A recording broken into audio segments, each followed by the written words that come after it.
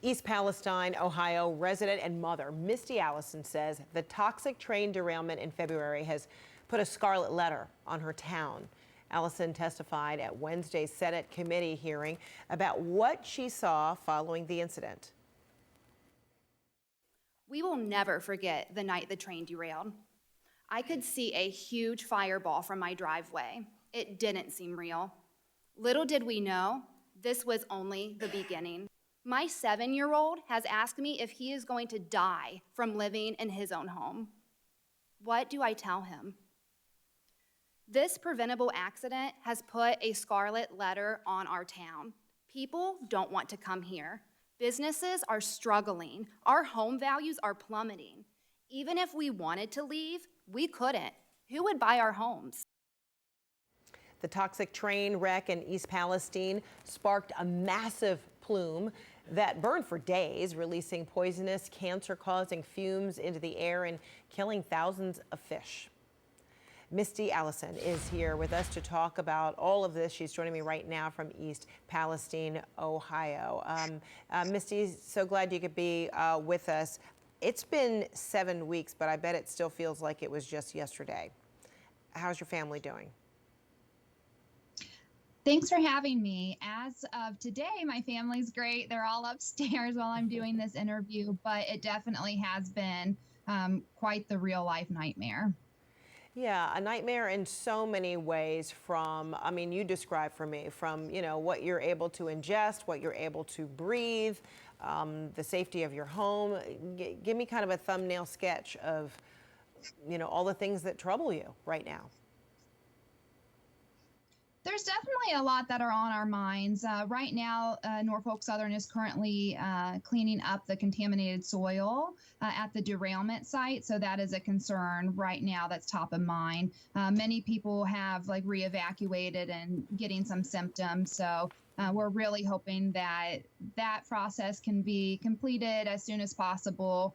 And I would say, too, that we're just really hoping that all of the data that is coming out does suggest that it is safe to live here long term. Because while homeowners like myself and my husband are concerned about the property values, we do love living in East Palestine. We chose to move here to raise our children here in my husband's hometown.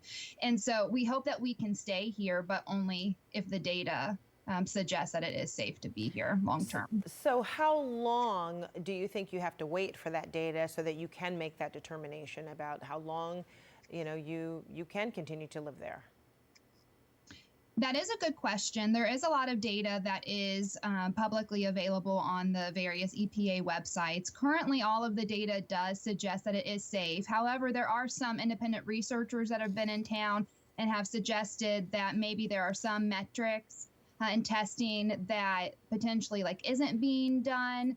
And so we're just really looking for some long-term testing to be done. We've been told by Norfolk Southern and by the government that everybody is going to be here for the long term, but obviously the term long term is very subjective. So from a resident perspective, we want long term to mean decades and not just a couple of months, for instance. And so while you just testified at that Senate committee hearing, you informed lawmakers about what your life is like, the decisions that you have to make, what you've been enduring for the last 7 weeks, you, your family, and your entire community. What did you get in return? Did you get any kind of immediate answers from any lawmakers, any promises, any kind of idea about what the road ahead is going to be like and for how long?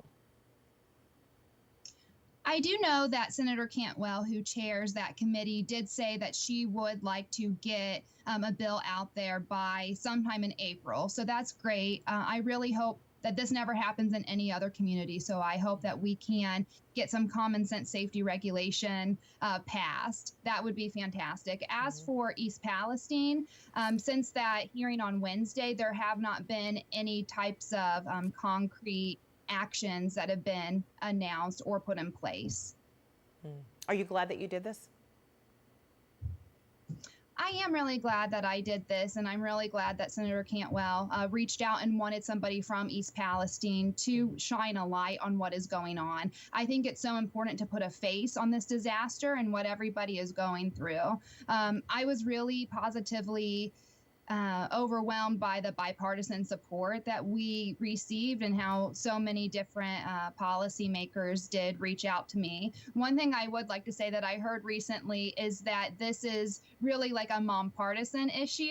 And so I think that that's so powerful because I think everybody can agree that when it comes to our children's health, moms will stop at nothing to talk to everyone engaged in that process to ensure that our family's health and well-being really does come first. So this does transcend politics, and I think that I witnessed that firsthand this week. All right, Misti Allison, thanks to you, and all the best to you, your family, and everyone there in East Palestine. Thank you so much.